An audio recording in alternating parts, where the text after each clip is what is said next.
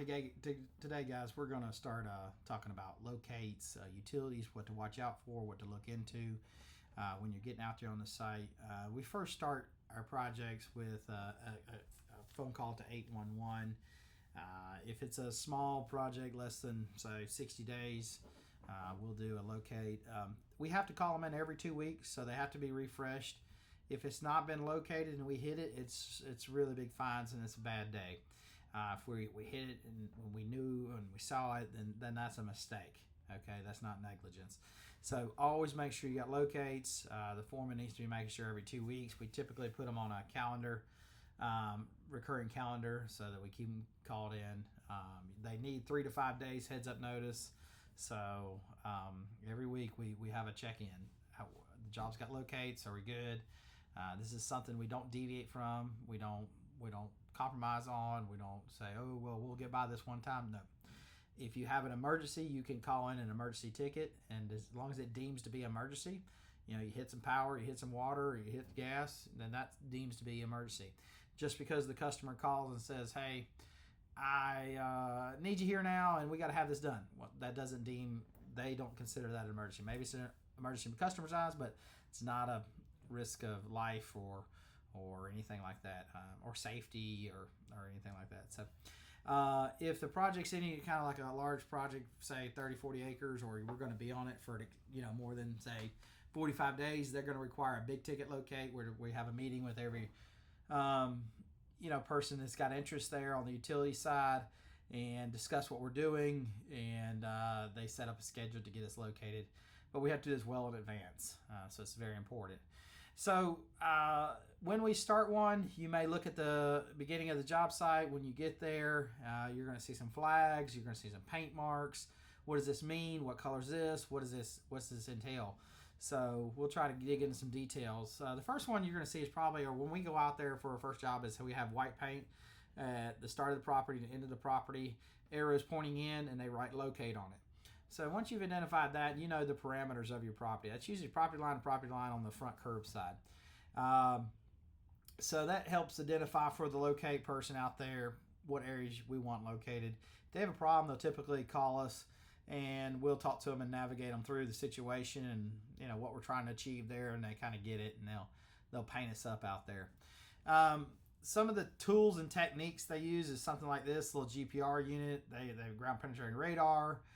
They may have the wand here where they energize part of the line and throw a signal through the line, and then this little wand, it measures the strength, and you can hear it just and when it's got a stronger signal, that's where they paint the line. So it's not a perfect science, and they do make mistakes, and they do have some issues here and there. So just because you see a paint line does not mean it's dead nuts right there.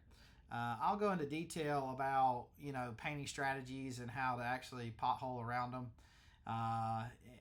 here as we go. But remember this, it's not an exact science. So be careful, use your shovel, do smart potholing, don't stab it straight down, do a scooping action, curl it, probe down first, hand shovel out the area, then use a little excavator if you need to, but only a skilled seasoned operator needs to be digging around utilities. If they hit some, it can be expensive. It can put people out of service. It can be a bad day. It can get people hurt. So when we're digging around utilities, it's very important that we pay attention to what we're doing and we follow protocol. So let's get into some of the details here. I'll open up a picture here of some colors. So red is typically going to be power, standard. So you may see multiple lines of power, maybe one, maybe 2, 3, 4. If you see, say 4 lines dashed out there, 4, 4, 4, 4, you've got some heavy power running that building. So you really need to pay attention and what size. If you look at this thing and you've just got a small residential house, it's not that big a deal. But if you're on an industrial site, you're on a big commercial site, you're at a motel, a complex that's going to be absorbing a lot of power and it's coming out of a big transformer box, it should be an eye-opener that there's probably some heavy power there and we really need to pay attention to what's going on. You're seeing some yellow gas. Usually that's at the street. They may have a letter or two with it. So, you may see AGL, Atlanta Gas Light, and it'll have a 2 and then 2 dashes. That's Atlanta Gas Light 2-inch and it has a dash, another big dash, and it goes 4 foot. Well, that means, and they have a line, and it has an arrow pointing. Well, it's 4 foot that way. There is a 2-inch Atlanta gas light line. So try to give you a little identifier of where it's at. Now, gas is plastic. They usually have a tracer wire that goes with it that we can use to run a signal on. So, that's how we sign it. But it sometimes can be steel, the steel or the high pressure lines. So those are very important. We know what type of gas, what size is there. Is it a local supply line? Is this a transmission line? Does this have multiple services coming off of it? So you want to know. So when we have a pre-con, we also, like, if we get the gas service, we have a quick meeting with Georgia Power or the gas company, Atlanta Gas Light. We have the water department there to discuss what are the details. Your foreman should be in that meeting. Maybe one of our senior level people are there as well. But it's important that we're all discussing, even the sewer, where are their lines. We don't want to interrupt service. We don't have any problems. These guys know where their stuff is typically. If they don't, they more likely are going to give you a wink and say, I'm not 100% sure. This is old plans. This is an old system. You may have old abandoned lines. If you're around, the closer you get to the city of Atlanta, the more there's old stuff there that nobody knows nothing about. And it wasn't recorded. It wasn't digitized. There may be a paper document, but it's not in the system anymore. So making sure you kind of talk about those things will help get those things worked out. So going down the list, communications, cable, TV, those can be overhead or those can be buried as well. The ones that are buried, typically they are in orange sleeves or conduit, typically. They don't direct bury a lot of that stuff unless it's homeowner stuff. But if it's on a commercial site, typically. But you can't always trust that. If you hit a fiber optic line, it's about as big as your pinky and it'll run a whole town. That fiber optic is serious business. So a line this big can run a whole town. It just is really, really a lot of information in a small package. So always be very critical. You may see gray telecom boxes that are 2 foot by 3 foot, lids. You can pop those open, take a look, and you can see where the line's running in. You don't need to touch anything. You'll see they actually usually do a loop coil in there. So if you were to hit it and pull it, that the loop coil unwinds. So it gives it at least a little bit of slack so you don't just rip it apart. They do that courteous for us too. Sometimes they're full of water, but you'll see these big plastic boxes in there where their connections are sealed up, junction boxes, and you may see multiple lines running in there. There may be a lid that says an old Bell South box or AT&T or Xfinity, who knows. But look out for your telecom boxes. Look out for your fiber optic boxes. You'll see stand-ups that are these gray cylinder stand-ups, or maybe green, that'll have the telecom symbol on there. You may have a telephone box there. So if you're ever curious, you can call numbers on the side of the box, give them the box identification number, and sometimes they can send somebody out there to help you. These folks are very keen on coming out there, helping you identify what's going on and what's happening with these subjects. Don't think they won't come out there and talk to you. They will tell you and they will instruct you and give you advice and ways to attack an issue. Also, if something goes wrong, they're aware. They know they can react to it quickly. Just have the meeting of the minds. Bring them in as a teammate. That's definitely important there. Potable water is going to be blue. So your water mains, even fire mains, are all going to be blue. That does not signify the size of pipe down there. That just says there's a line there. It could be a 24-inch, it could be a 2-inch, or it could be a half-inch. You don't know. But there's a water line there. We typically have plans that help us identify, but I've had those be wrong. They've been in the wrong spot, wrong size. It was a 4-inch and it was actually an 8-inch. The engineer just goes based on what he had in previous information to him. He didn't go out there and pothole it out and see. Some GCs have been known and do some investigation on the front end.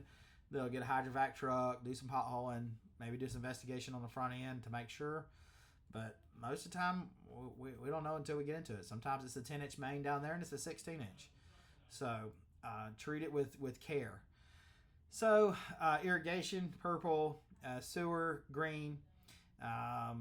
the irrigation stuff we don't have to deal with too much. Honestly, we have to demo it out a lot, and we have to tell them to get the wires, and we'll cut them and splice them off. The biggest thing is don't just break it and snatch it out of the road. Find a good solid spot that you can cut it off, put a cap on it, put a good solid smart stake right in the ground, and mark it. Tell your GC, take a picture of it, take something with the background of a building or a tree or something so that maybe somebody can find it, because the GC doesn't want to have to pay the irrigation guy hours and hours of time to go out there and investigate and find this old pipe. So do everybody a favor and be respectful.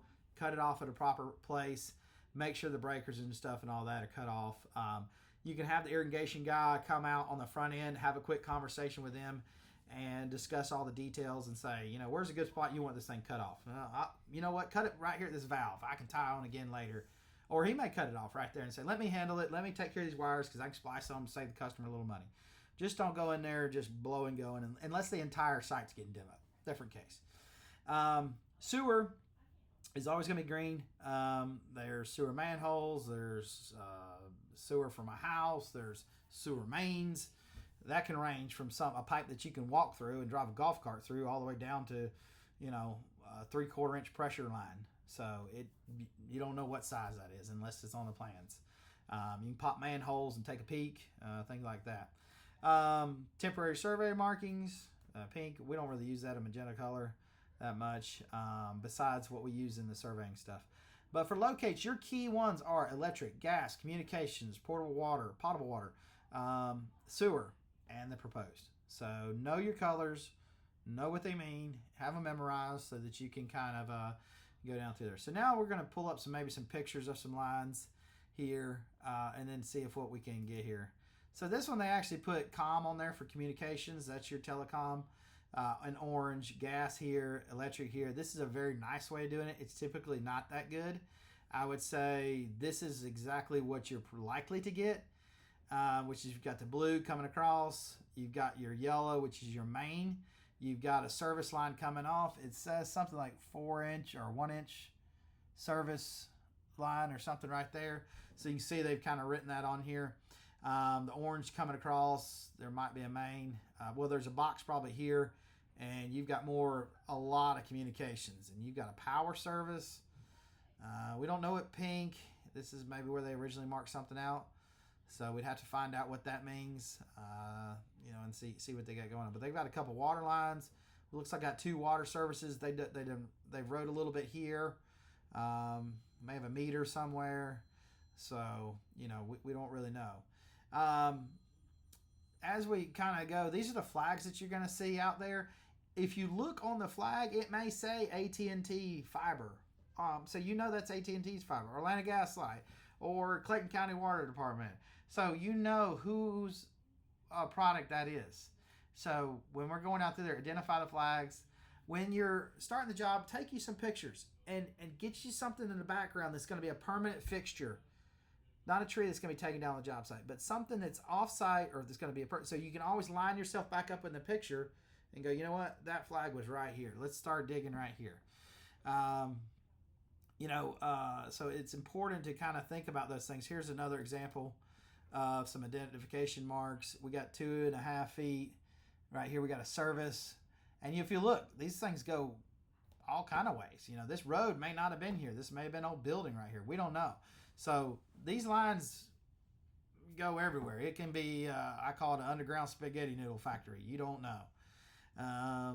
It just depends. So when you guys are going down and digging around utilities, looking around utilities, pay attention to these items, and whatnot. Here's a good example of them. They've probably done a little hydrovacing right here to discover what's going on. This is a hydrovac truck. Looks like he's going to be doing some cleaning out here. Looks like he's got a gas line or something, or that he's going to put in. He's got all his telecom flags, got some gas, maybe a little water. Here's where he wanted located.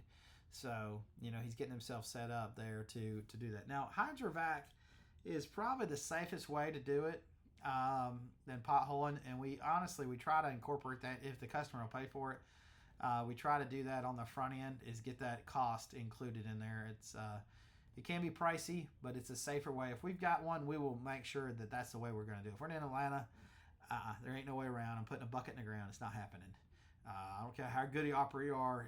You can feel it, but it's one little twist down there, and it's too much liability. So hydrovacing is the way to go. It's very safe, very effective, and essentially it's a big old sucker truck that has a big tank on it, and he's got a pressure washer wand, and he's pressure washing the dirt, loosening it up, making a slurry, and the vac pump is sucking it right out of the ground. That's it. Nothing more than to it right there. Here you can see we've got some funky lines here. We've got some red coming into it. We got a power. We've got some telecom stuff. We've got a little bit going out. We got this one coming over here. So this may be old stuff, new stuff. These are joining up. Obviously, he's got them tied together. So if I'm going to be in this area, I'm going to hand dig this entire area right here. And I'm not going to put one guy on it. Put 2 or 3 guys on it. Be safe. Be careful. Skim it. Try to find your lines. Use a probe rod. You can usually use a probe rod when you go across there and find the soft ditch line. It's usually hard, and it's soft for the next 2 feet. That was the old, width of the bucket for the machine. So usually when I get the probe rod out, we can usually hunt it down that way. So that's that on some of the locates. We're gonna look at some water stuff here. Let's say they marked the water box, water line. Well, the next thing you want to do is go find the meter, find the valve. So if you do tag that thing, you can shut it off. We usually keep T-handles on the truck. They'll have a square pocket on the end of it. You'll want to find that valve marker, pull the valve cap off.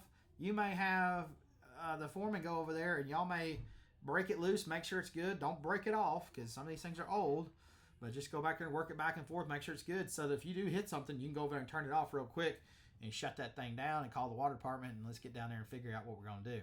If it's a small service to like a building or something like that, you may have a smaller meter and a valve. Here is going to this little square, a rectangle knob right here. You're really going to have a hard time doing it by your hand, but if you've got the gusto, you can sometimes do it. But I always recommend just go ahead and put a pair of pliers or a pair of channel locks down there by the box with the lid off. Put a comb beside it so nobody walks off and rolls an ankle. But that way, if you do hit it, you can turn that valve off. This is going to be open. In line with the line is going to be open. This is meant for a lock. You don't pay a bill, they lock you out. So if they were to lock it, it'd be this way. So this is in the open position. The meter is here. If you're wondering if you had a leak, just go over here and watch the meter. If the meter's not moving, you don't have a leak. You're usually good to go. This on this side is a backflow preventer, like a check valve. There's a little ball in here that the water can go only one way and can't go back into the main line and contaminate the rest of the stuff. So you'll always see anytime there's hooked onto a main, there's going to be a check valve in there somewhere. The actual valve to turn it off is usually on this side of the fence. So the way it works is they're responsible for this side, and anything leaks past this meter, if it leaks, you're paying for it. So any of that leaky water, that's on us to pay for.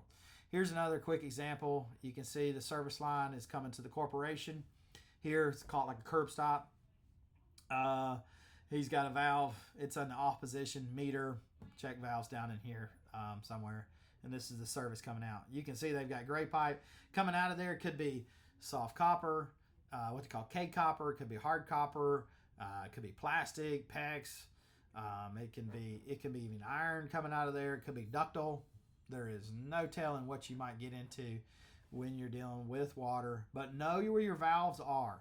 Now, if you are concerned that you're on a main line and there's any issue that there might be something that you might tag and you're thinking, I might have a problem here, get with the water department, because just because you turn off that valve, it may have a tie on somewhere else where it's back feeding into. So just because you shut that one off, you may have to go shut more. There was one we tapped, and it was going to have to cut off. It was going to come 8 valves throughout the entire city to get that one 16-inch main to shut down. And that it just was not, you couldn't do it. So you better get it done right and not have any problems, because you couldn't shut the thing off. So making sure that you know what you got going on is very critical. These are the valve boxes. These are valve boxes that you might see out there. Some may be round. Most of the ones we're going to deal with are going to be iron. They're going to have a big V, or they're going to say water on the top of them. And they're going to be in the street, or they're going to be in the curb. Typically, where you have an intersection in a road where you see the stop sign, there's going to be a valve right within 5 to 8 feet of that thing that's going to be a water valve, and it's going to be an iron deal, and it may take a bit to hunt it down, but finding the plans, it's there. Likely, it's very, very likely that it's there. They like to have valves, intersections and stuff like that, so they don't shut down everything. They just shut down what they need to get it service. So it's important, know where your valves are, know what's happening on that part. Gas lines are super critical. They can be dangerous. Water lines as well. They can get very aggressive, but gas lines, they're pretty dangerous. If you'll notice, there's all types. There's going to be metal. There's going to be plastic. There's going to be flexible metal. If you are ever in a situation and the meter, and this goes for all utilities, if the water meter's there, the water is live. If the gas meter's there, the gas is live. If you see that circle on the power box on the side of the house, and it's that glass one that you see the little meter running in there, and even though the meter's not running, there's nothing using power, but that glass is there, it's hot. It's got power going to it. The power company, when they cut the lines, they always take the glass box. Utility companies, when they cut the gas, they've taken the meter too. Water department, sometimes not. But the major ones, water may leave their meter. But if the gas line's taking it, they're taking that off. So if you see this on the side of a building or the side of the house, just because this valve's off, does not mean that this service line is dead. If the meter's gone and line is cut off, they will also go back to the road and they cut out a 2-foot section off the main of the gas. Let's see if I can get a picture or something. So if this is your service line and you're coming down here by the road where the main is, they're actually going to cut a 2-foot section out of there. And when you call in, you can ask your foreman to say, hey, can the gas company produce pictures that this is having? Because when you guys reach down there and dig and pull that line out, you don't want to be pulling something that was still attached to the main. So be careful when you're demoing out lines. You're doing a little demo, grading, and these lines may be old. They may be 60 years old and nobody knew about them. Okay, but we want to make sure that section's been pulled out there.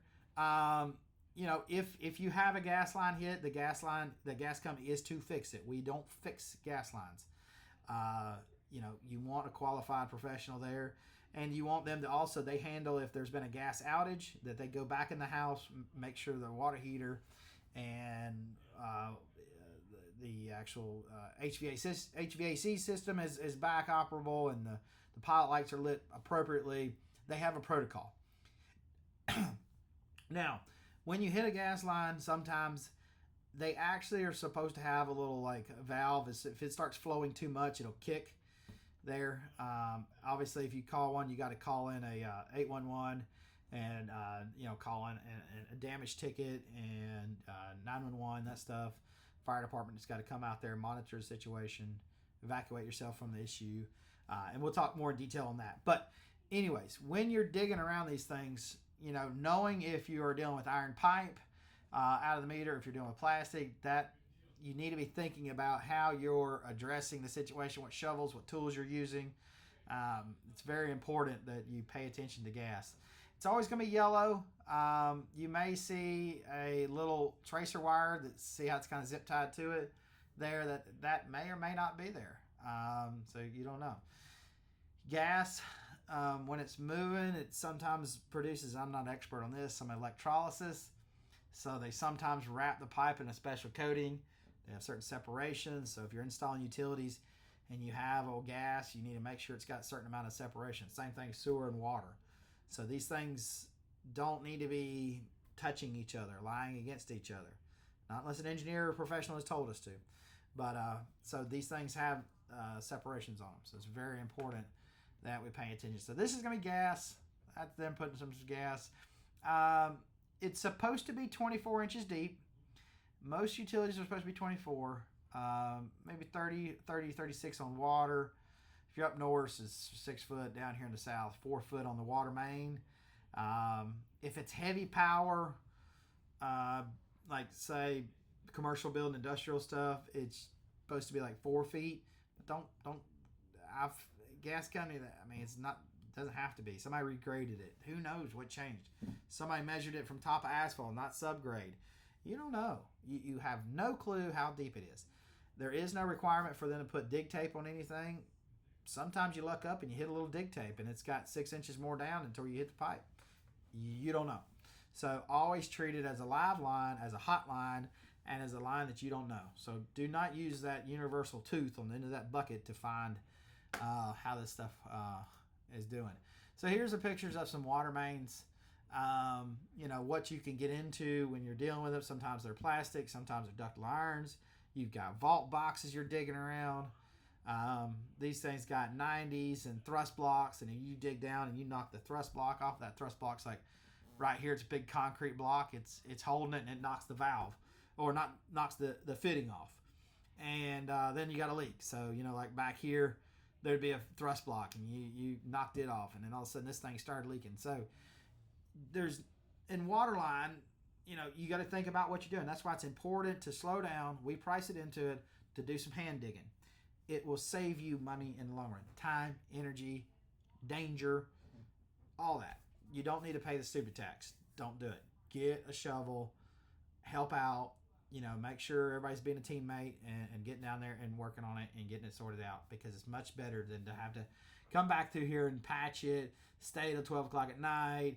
You got to put up the boil the pot water, with the city and the boiling water notification for 24 hours, all this kind of stuff. So be careful, be cognizant of dealing around water mains. You can request the pressure rating, what kind of pressure you're dealing with, anything like that, so that you kind of know what you're playing with here and what type of pipe. Is it old pipe? Just try to get some more information if you're having to dig around this. If you hit a meter and you take your bucket and you smack the heck out of the meter and it drags the box up, well, guess what? You're going to have to come dig all the way back down, chase that it's going to be some soft copper on the backside of that meter. It'll have a little S curl in it, and you're going to have to go all the way back down to the main and come down to this little tap and saddle here and take you an adjustable wrench, and here's your little valve right here. You'll take that and turn that sideways, shut it down, and then go back up top, put the meter back on, replumb it, and come back. This is a compression fitting. Sometimes they hold on. You can see there's the tracer wire going to it. So if you hit the meter and it's still, kind of hinked up there, you can take the copper and pinch it off and clamp it. That'll get you by the next morning, or find the valve, shut it down. But more likely you're going to go all the way back down here, dig it back up, go back to the main, and pull this back. Now in Fulton County, these are direct tap. They don't have a saddle. They actually screw directly into the metal, so there's not much threads there. So be very careful around those. You knock those off, it's a painful day, bad day. So plan on getting wet and nasty and everything else. So when you're doing this is like what would look around maybe a hydrovac. It's everything's cleaned off. You can see you've got some copper here, brass. You got a yellow handle here. Could be something else, but you don't know what else has been buried here. You don't know how long this stuff's been here. You don't know what's going on. So anytime you're digging around your utilities, be very, very cognizant of what's happening. Here's an example of the water lid that I was discussing earlier, a valve box there that you're likely to see, and whatnot. If you are going to be opening a fire hydrant, you must open it all the way. Or if you want to regulate the water flow, you have to do it through the valve, which is usually like 3 or 4 feet in front of it, or there, and you'll regulate the flow that way. Because these things have weep holes in the bottom to allow the hydrant to drain so it doesn't freeze during the winter and drain out like a frostproof deal. And so when you have it halfway open, it's squirting out the back side of that bottom on the fire hydrant, and it's washing all the dirt away. So turn them on, turn them off, that kind of thing. Here's a form of the copper going down to a corporation here. They put a little curl into it. You always have this little curl into it. That way, if somebody, like I was telling you with cable TV, it's going to happen. Somebody's going to hit it. But if they do bump the box, they just straighten this line up a little bit. They didn't snatch it completely out of the main. So that's important. So like I say, when you're digging around these things, pay attention. Here's one where, a main popped here and they finally got the water turned off. but just look at all the damage it's done and how much destruction it can do to a nice road. This is obviously not a junky road, not a junky area. So no matter how good you do it, but if you have a problem and it breaks and it busts, it can cause a massive amounts of problem. Here you can have directional flow or direction of turning the valve on and off. If you're in the city of Atlanta, it's backwards. So make sure you're going the opposite way to turn it off and opposite way to turn it on. Not righty-tighty, lefty-loosey. It's opposite.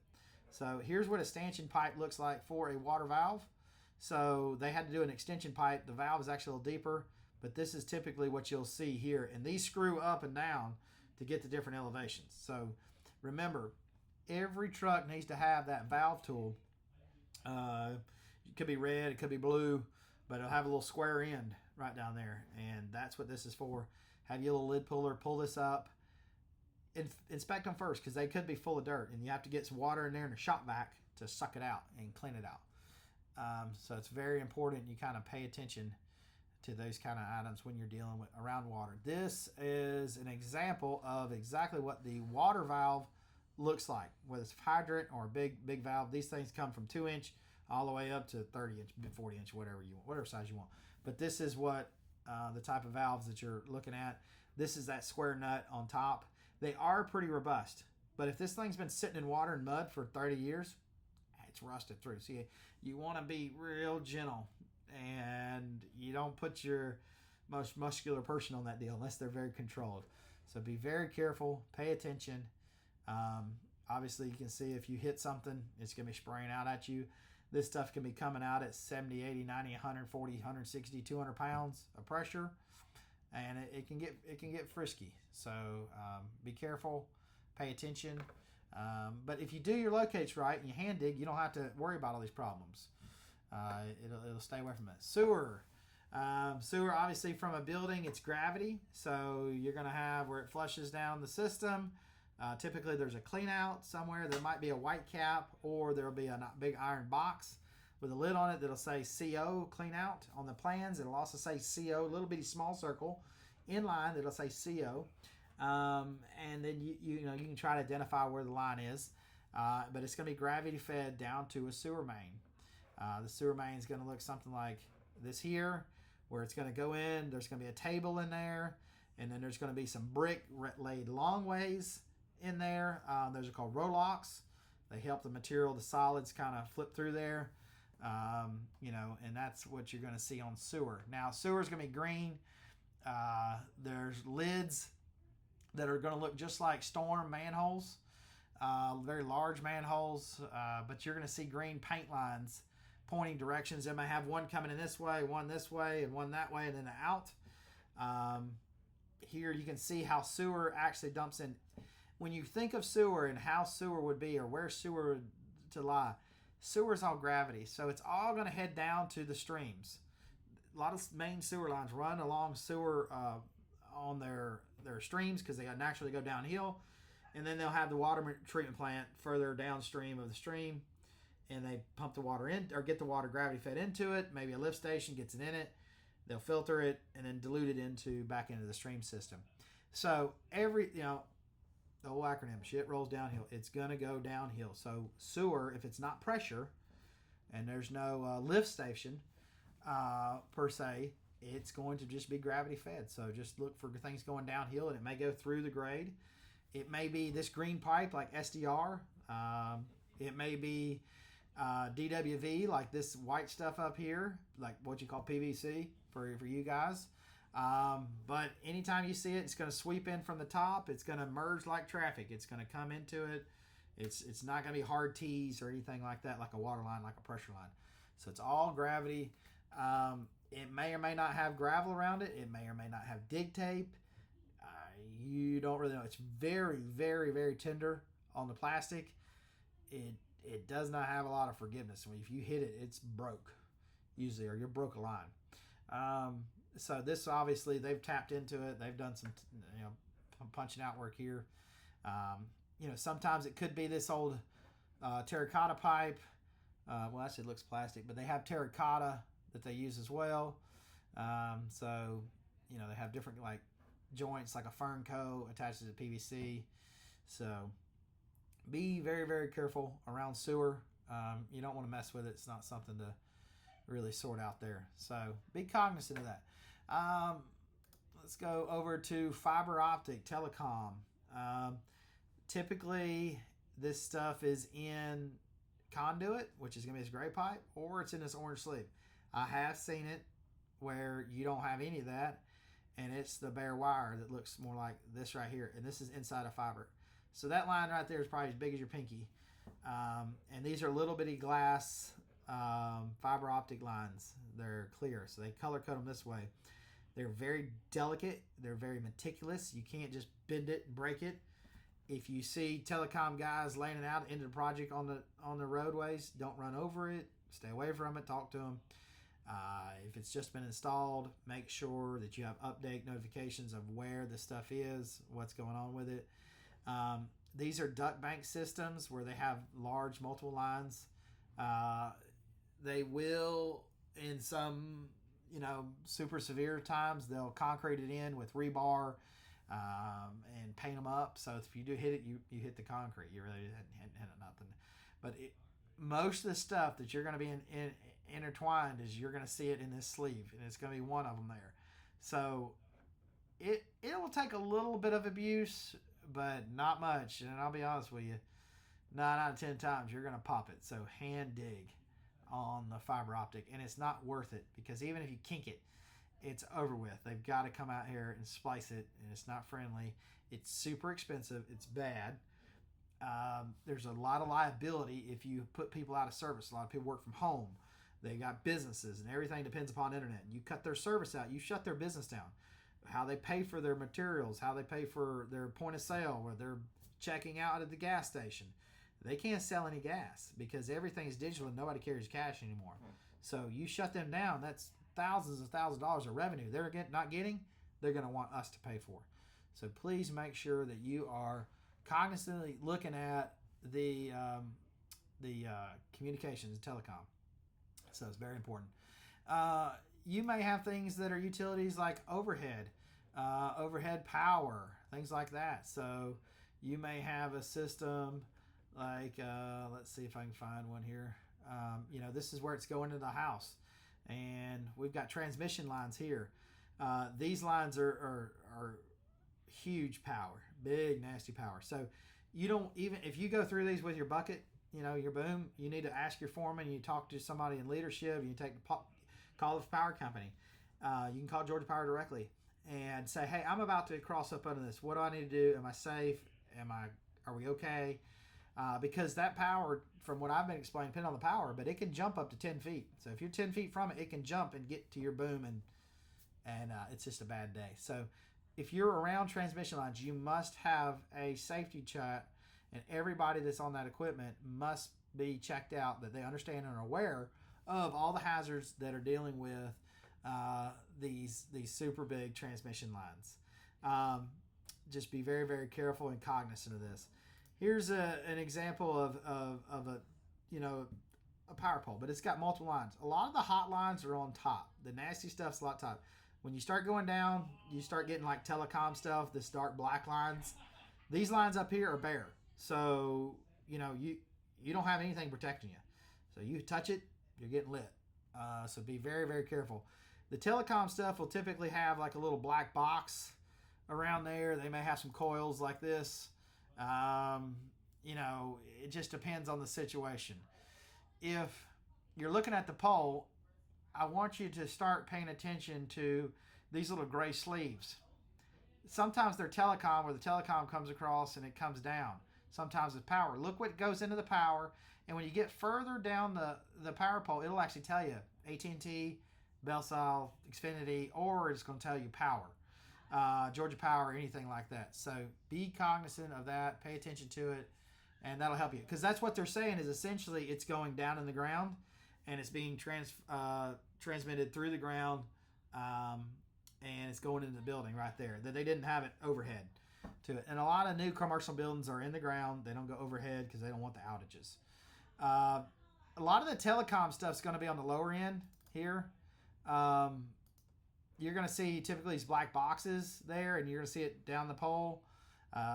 That's a good identifier of a telecom thing. You have to watch out for dump truck beds, loads, heavy haul stuff coming here and snagging those lines.